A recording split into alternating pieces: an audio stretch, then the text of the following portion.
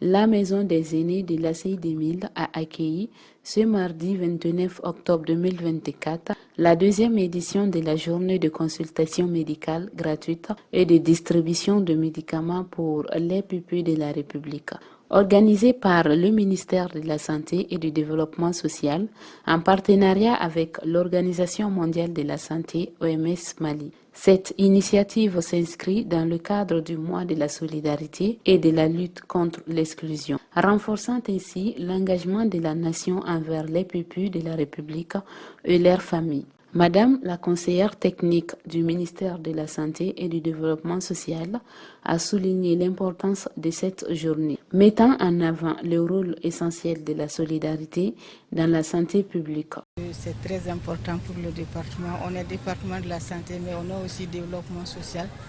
Donc la lutte contre l'exclusion, le mois de la solidarité, c'est une activité phare du département et on veut qu'il n'y ait plus d'exclusion et que tout le monde puisse bénéficier de l'accès de soins, quel que soit leur niveau de résidence. De son côté, le représentant par intérim de l'OMS au Mali a exprimé sa satisfaction face aux efforts de l'UNAPUMA, rappelant que le soutien à cette journée de consultation est pour l'OMS un devoir de solidarité.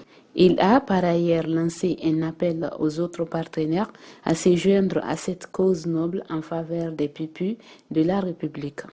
La journée d'aujourd'hui s'inscrit à la fois dans le cadre de la solidarité et la lutte contre l'exclusion au cours de ce mois.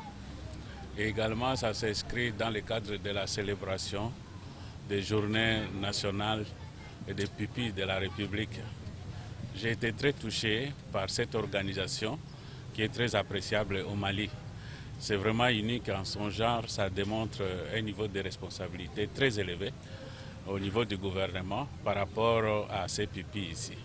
Et à ce qui concerne maintenant l'appui à la consultation, ça c'est vraiment pour nous en tant qu'humanitaires, c'est un devoir humanitaire envers la catégorie des pupilles, puisque les pupilles de la République, c'est vraiment une catégorie spécifique au Mali et beaucoup de partenaires financiers et même techniques ne connaissent pas comme les autres catégories de personnes affectées, comme les réfugiés, les personnes déplacées, ainsi de suite.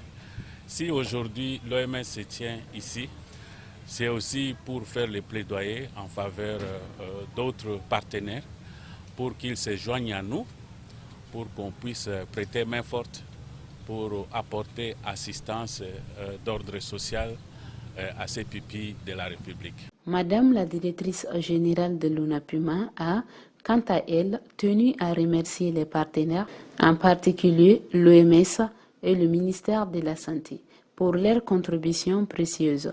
Elle a précisé que plus de 750 pupilles et leurs parents ont pu bénéficier de consultations gratuites, couvrant diverses spécialités médicales, dont l'ORL, l'ophtalmologie, l'endocrinologie, l'odontostomatologie, entre autres, grâce à la mobilisation de plus de 25 médecins qualifiés.